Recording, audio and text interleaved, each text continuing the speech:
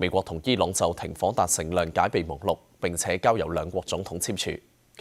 據美方官員公佈備忘錄嘅內容，包括所有嘅戰線立即停火，雙方亦都建立機制處理伊朗濃縮鈾庫存，而其中逐步解除對伊朗制裁，並且研究安排至少3000億美元融資，就引起外界嘅爭議。美國一個高級官員星期三宣讀諒解備忘錄總共14點內容，包括外界關注嘅伊朗核問題。根據條款，伊朗同意唔會採購或者發展核武，雙方將會訂立機制同埋時間表處理濃縮鈾庫存，並以影響最細嘅方法喺國際原子能機構嘅監督下喺原子進行稀釋。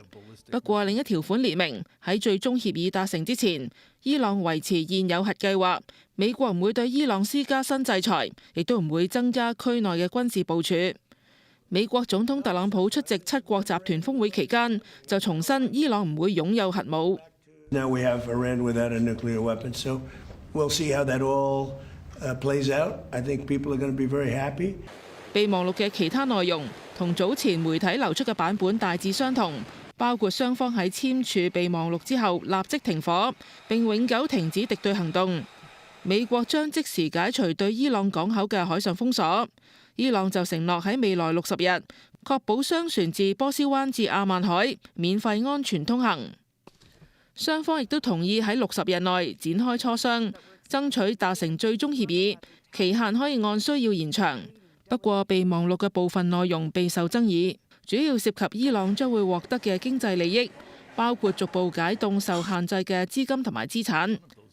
伊朗亦都可以恢復出口石油同埋石化產品，並根據最終協議訂立嘅時間表，逐步解除現有嘅各類制裁。備忘錄又提到，美國將會聯同區內夥伴制定伊朗嘅經濟發展計劃，並研究安排至少3000億美元融資。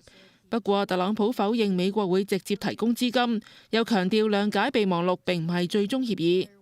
No, it's not final. It's a memorandum of understanding, and if I don't like it, we'll go back to shooting at them, dropping bombs on their head. 喺國會山莊，有議員就質疑美方對伊朗讓步太多。This capitulation is not by Iran. Seemingly, it is by the United States in lifting sanctions, providing hundreds of billions of dollars that can be used to support proxies.